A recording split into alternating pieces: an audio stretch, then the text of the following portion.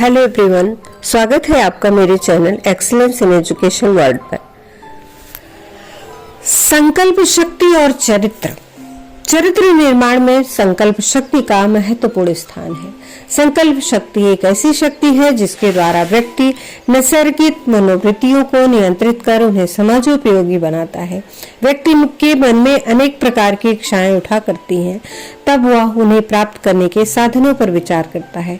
विचारों के साथ कई प्रकार के आवेग भी उत्पन्न होते हैं जो कि विभिन्न इच्छाओं को जन्म देते हैं।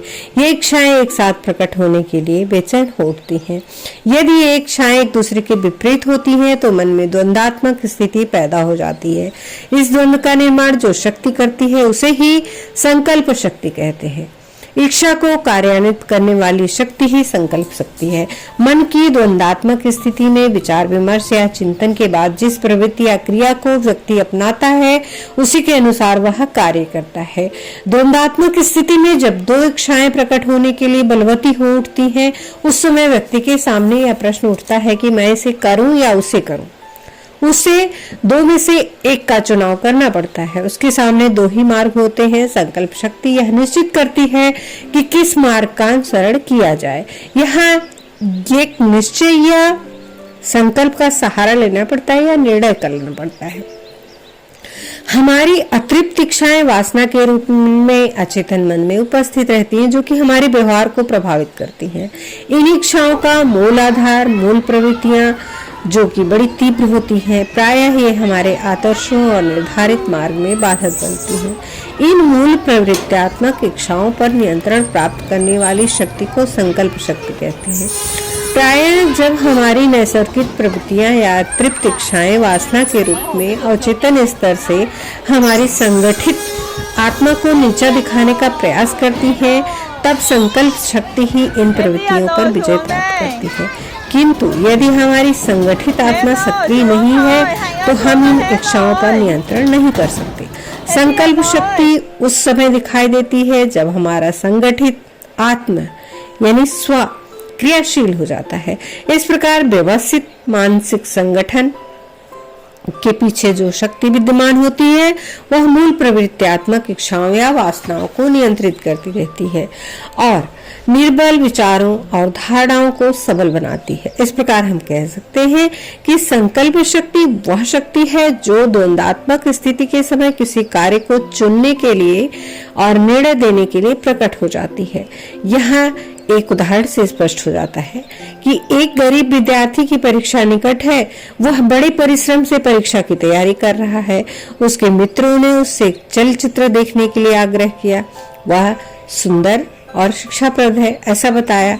विद्यार्थी के मन में एक और चलचित्र देखने की तीव्र इच्छा उत्पन्न होती है। दूसरी ओर परीक्षा निकट होने के कारण पढ़ने की इच्छा भी प्रबल है। वह सोचता है कि यदि वह चलचित्र देखने जाएगा तो उसका बहुत समय नष्ट होगा और यदि नहीं जाएगा तो उसे देखने का अवसर नहीं मिलेगा। इस प्रकार एक अनिश्चित स्थिति में पड़ जाता है और निर्णय नहीं कर पाता कि वह क्या करे। उसका मन डावाडोल होता है। वह दोनों कार्यों के हानि लाभ व संभावनाओं पर विचार करता है।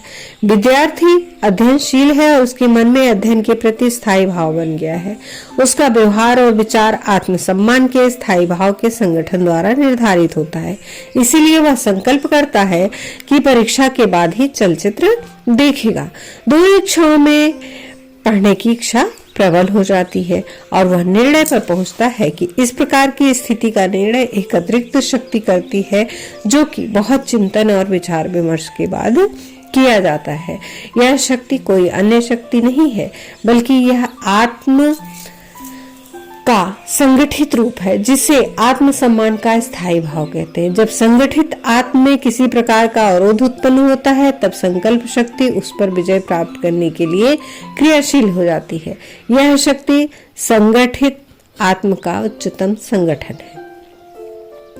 ट्रेबर कहते हैं संकल्प शक्ति हमारे सुव्यवस्थित आत्म का गतिशील पक्ष है। संगठित आत्म के क्रियाशील होने पर संकल्प शक्ति का जन्म होता है। इस प्रकार संकल्प शक्ति हमारे संगठित आत्म का क्रियात्मक पक्ष है। एंजल कहते हैं संपूर्ण मस्तिष्क की क्रियाशीलता संकल्प शक्ति। संकल्प शक्ति की क्रिया में व्यक्ति का व्यक्तित्व निहित है, यह चरित्र का आधार है। संकल्प शक्ति निम्न प्रवृत्तियों पर विजय प्राप्त करके उच्च प्रवृत्तियों के मार्ग को प्रशस्त कर देती है। चरित्र के सम्यक विकास के लिए संकल्प शक्ति को दृढ़ करना आवश्यक है। इसके लिए विचार और निर्णय शक्ति का विकास करना आवश्यक है। संकल्प शक्ति को दृढ़ करने के लिए विभिन्न प्रकार से छात्र को सहायता देनी चाहिए। बालकों को सद्गुणों, अच्छी आदतों, आदर्शों का अनुकरण करने के लिए प्रेरित करना चाहिए। उसमें नित्य पढ़ने की आदत डालनी चाहिए, समुचित गृह कार्य दिया जाना चाहिए, तरह तरह से उसे समझाना चाहिए। इससे वे घर पर नियमित रूप से पढ़ते हैं, कार्य में लगे रहते हैं और इस प्रकार उनकी संकल्प शक्ति बढ़ती है। कक्षा में अच्छी तरह गृह कार्य को करके लाने पर उनकी प्रशंसा होनी चाहिए।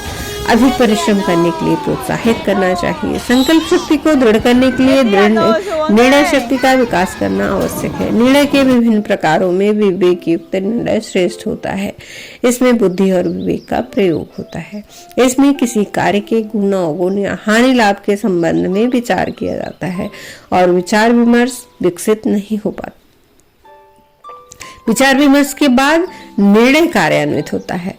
उदाहरण के लिए यदि बालक दंड के भय से पढ़ता है तो उसकी संकल्प शक्ति विकसित नहीं हो सकती, और यदि उसे न पढ़ने और फेल होने का परिणाम बोध कराया जाए तो फेल होने पर उसका तिरस्कार होगा घर और परिवार में, और अच्छे अंकों से उत्तीर्ण होने पर पुरस्कार मिलेगा। तो वो स्वयं निर्णय लेगा कि मुझे अध्ययन में परिश्रम करना चाहिए और वह नियमित रूप से अध्ययन करने का संकल्प लेता है।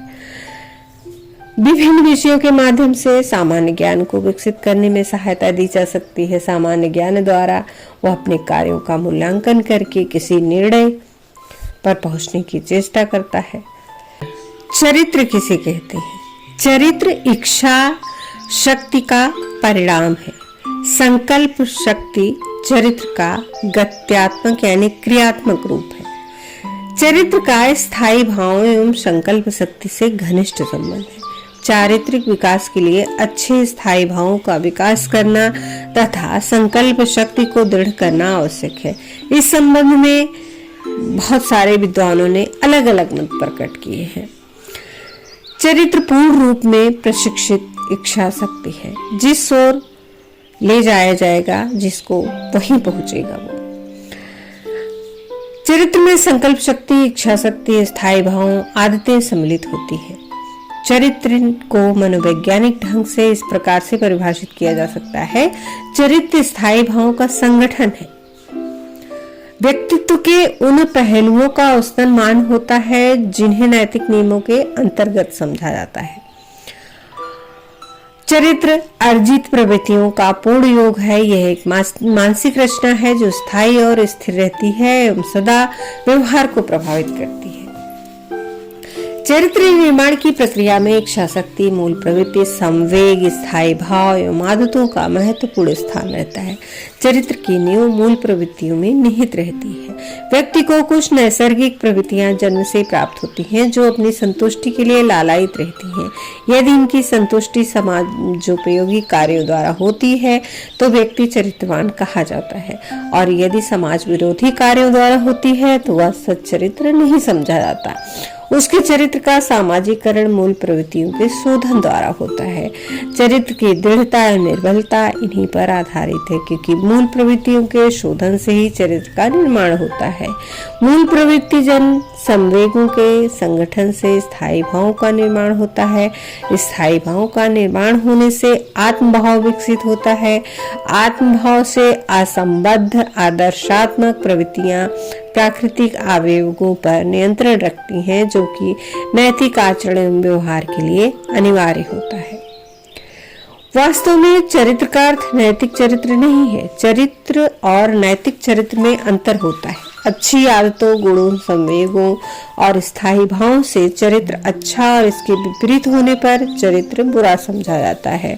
प्राय चरित्र का आशय नैतिक आदर्शों से होता है। नैतिक दृष्टि से चरित्र का तात्पर्य अच्छे अर्थों में लिया जाता है। जो आचरण समाज द्वारा मान्य हो तथा किसी द्वारा प्रतिबंधित न हो उसे शुद्धाचरण या चरित्र कहा जाएगा। चरित्र का अर्थ आंतरिक दृढ़ता और व्यक्तित्व की एकता। आंतरिक दृढ़ता के कारण व्यक्ति अपने आदर्शों और सिद्धांतों के अनुरूप कार्य करता है, किंतु उसके आदर्श और सिद्धांत नैतिक भी हो सकते हैं और अनैतिक भी।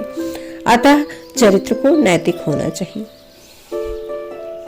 चरित्र नैतिक हो इसका अर्थ है कि व्यक्ति को उन सिद्धांतों के अनुरूप कार्य करना चाहिए जिनसे उनमें सर्वोत्तम व्यक्तित्व का विकास हो। इस प्रकार अच्छे चरित्र में सदाचार और उत्तम नैतिकता का होना आवश्यक है। सदाचार का संबंध सामाजिक भावना से होता है और नैतिकता के अंतर्गत सत्यता, सहिष्णुता, परोपकार, सहयोग, संयम, नियम आदि आते हैं। व्यक्ति नैतिक चरित्र का प्रयोग समाज के कल्याण के लिए कर सकता है।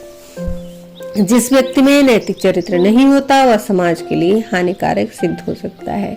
नैतिक चरित्र के निर्माण के लिए व्यक्ति को अपने आत्म को आदर्श आत्म बनाना होगा। जो व्यक्ति आदर्श आत्म बनाना चाहता है वह पहले अपने नैतिक गुणों के प्रति स्थायी भाव का निर्माण करता है। स्थायी भाव संवेगों के संगठन से बनते हैं। जिस व्यक्ति में मूल प्रवृत्त्यात्मक संवेग, सुसंगठित और नैतिक गुणों के स्थायी भाव अधिक होते हैं उसका चरित्र उतना ही दृढ़ होता है। इस प्रकार आदर्श आत्म कई नैतिक गुणों का संग्रह या पुंज है। नैतिक विचारों के प्रति जो स्थायी भाव बनते हैं उन्हीं के आधार पर आदर्श आत्म का निर्माण होता है। आदर्श आत्म के बन जाने पर व्यक्ति अपने गुणों और विचारों को अन्य महान व्यक्तियों के आदर्श गुणों से संबंधित करने का प्रयत्न करने लगता है और उनके आदर्शपूर्ण आचरण को अपनाने की चेष्टा करता है। इस आदर्श स्थायी भाव द्वारा यह अपने आत्मसम्मान या स्वाभिमान के स्थायी भाव को नियंत्रित करता है। इस प्रकार चरित्र हमारे आत्म का संगठित रूप है जिसमें मूल प्रवृत्तियां स्थायी भाव में और स्थायी भाव प्रमुख स्थायी भाव के अधीन व्यवस्थित एवं सुसंगठित हो जाते हैं। यह व्यवस्था और संगठन जितना अच्छा होता है उतना ही दृढ़ चरित्र व्यक्ति का होता है, किंतु नैतिक चरित्र का स्थान इससे श्रेष्ठ होता है। इसका निर्माण उच्च स्थायी भावों द्वारा होता है।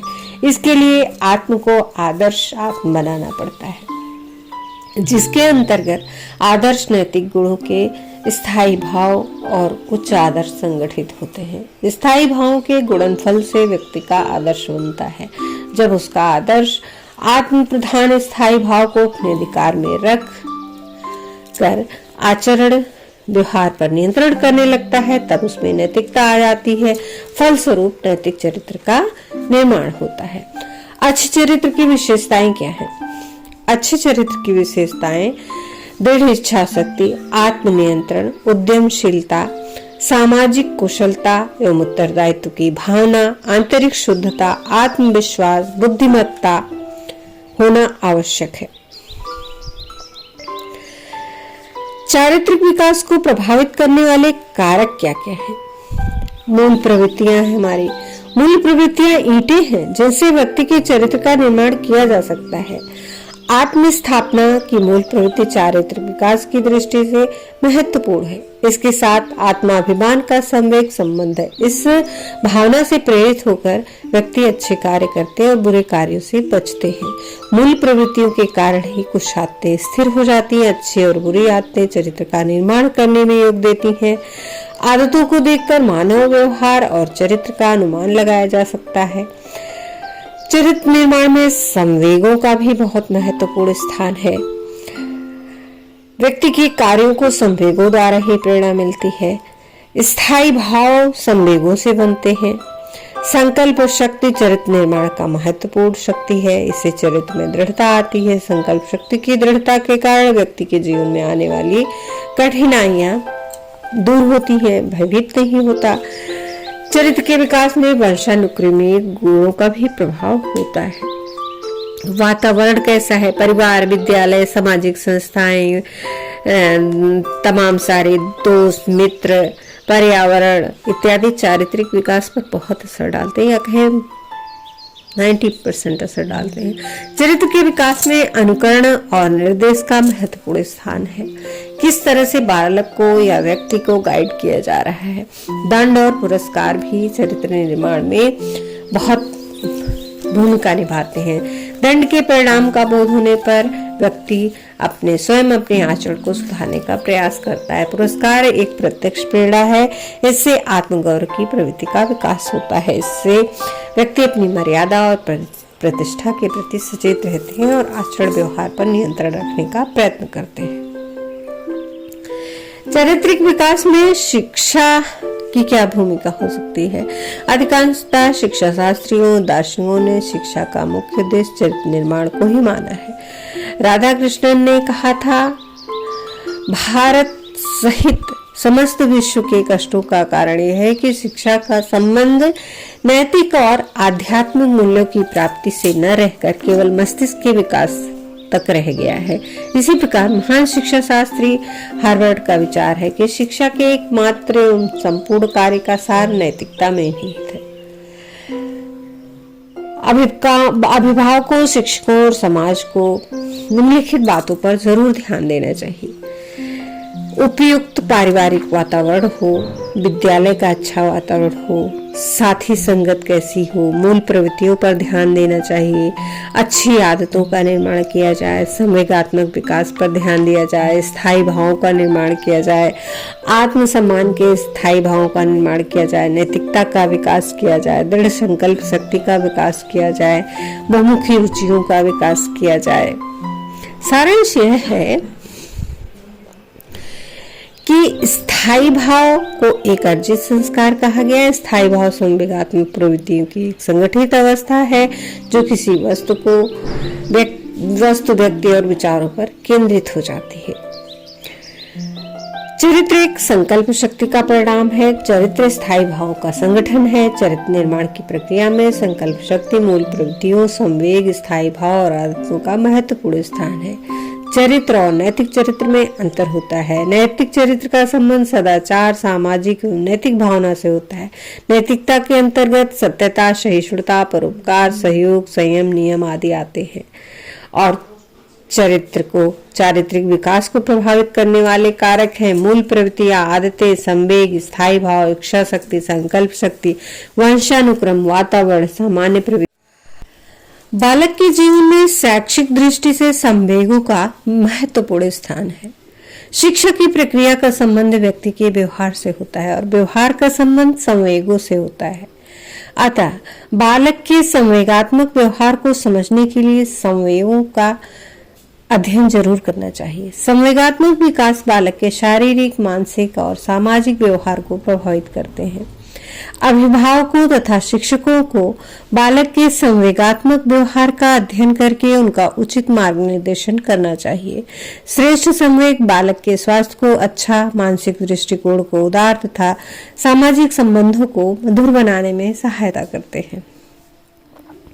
सीखने की प्रक्रिया में संवेग बहुत सहायक सिद्ध होते हैं। संवेगों के उचित विकास से बालक की पढ़ने में रुचि जागृत होती है और उनमें अच्छे स्थायी भावों और आदर्शों का विकास होता है। संवेगों के कारण ही उसका व्यवहार और स्वभाव नियंत्रित होता है। शिक्षा के द्वारा उसके अवांछनीय प्रकृति के संवेगों जैसे क्रोध, भय, घृणा आदि का शोधन एवं मार्गांतरीकरण किया जा सकता है। विद्यालय में पाठ्य विषयांतर क्रियाओं जैसे नाटक, खेल प्रतियोगिताएं, सरस्वती यात्राएं, स्काउटिंग आदि द्वारा संवेगों का विकास होता है। बालक के चरित्र एवं व्यक्तित्व निर्माण में संवेगों का बहुत बड़ा हाथ होता है। अतः शिक्षकों को उचित संवेगात्मक विकास के लिए प्रयत्न जरूर करना चाहिए ताकि बालक के व्यक्तित्व का सर्वांगीण विकास हो सके। शिक्षा के दो प्रमुख उद्देश्य व्यक्तिक विकास और सामाजिक विकास है। अतः संवेगों को प्रशिक्षित करना व्यक्ति तथा समाज दोनों के हित के लिए आवश्यक है। संवेगात्मक प्रशिक्षण की उपेक्षा नहीं की जा सकती क्योंकि शिक्षा का एक महत्वपूर्ण कार्य बालक को विभिन्न परिस्थितियों में उचित संवेग प्रदर्शित करने के योग्य बनाना है। और शिक्षा का कार्य यह भी है कि बालकों के असंबद्ध संवेगों को स्थायी भाव में संगठित करे और समस्त स्थायी भावों का आत्मगौरव के स्थायी भाव में समावेश करे तथा उनके सामने समाजोपयोगी आदर्शों को प्रस्तुत करे। इस प्रकार व्यक्तित्व विकास एवं चरित्र निर्माण में संवेगों और स्थायी भावों के अमूल्य सहायता ली जा सकती है।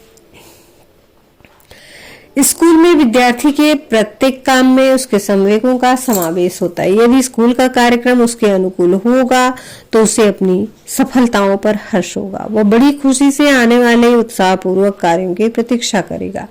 स्थायी भावों के निर्माण एवं चरित्र निर्माण में संवेगों का महत्व बहुत बड़ा है। संवेगों के प्रशिक्षण में ज्ञानात्मक, भावात्मक और क्रियात्मक पहलू सम्मिलित हैं। शिक्षक को इन तीनों पहलुओं को ध्यान में रखते हुए उत्तम सौंदर्य बोध उत्पन्न करने के प्रयास करने चाहिए। इस विषय में परिवार का भी महत्वपूर्ण स्थान है। संवेगों के ज्ञानात्मक पहलू का प्रशिक्षण।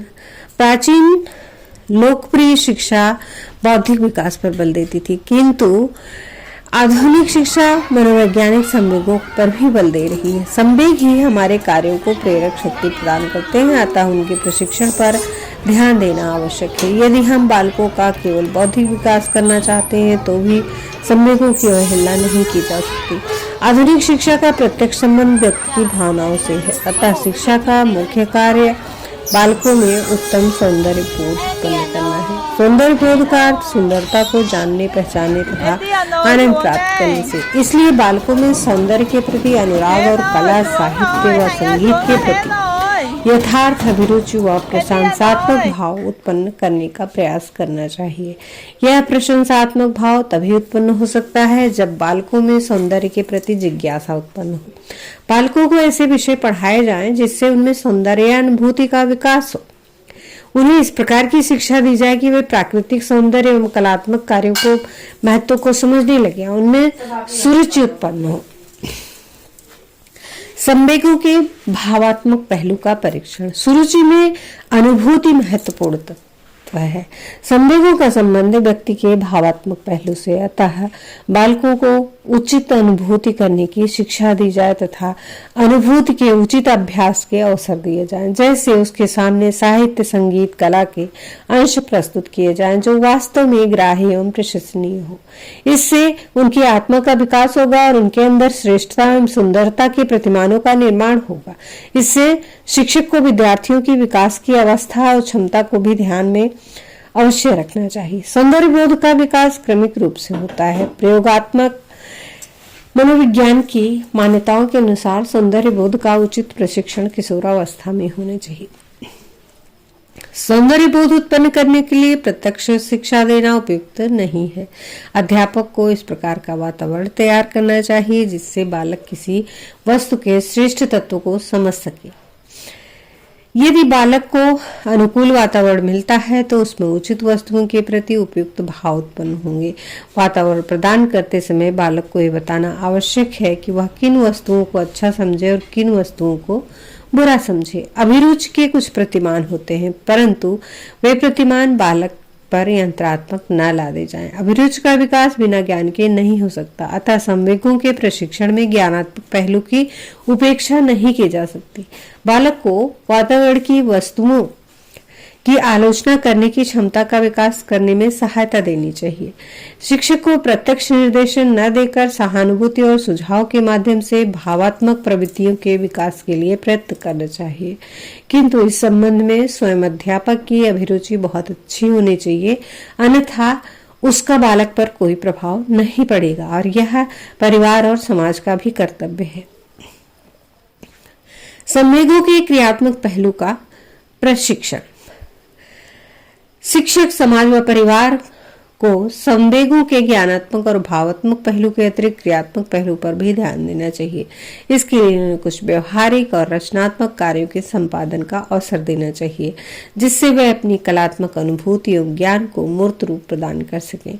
निरंतर अभ्यास और क्रिया के द्वारा कलाकार के अंदर विश्लेषण एवं समीक्षा करने की क्षमता उत्पन्न होती है, किंतु यह भी अपनी जगह निश्चित है कि सदैव व्यवहारिक कार्य के अनुशीलन पर आवश्यकता से अधिक बल भी नहीं देना चाहिए, तो कला का विकास न होकर केवल प्रविधि के ज्ञान का विकास होगा, तो वास्तव में अभिरुचि जो कि नहीं है।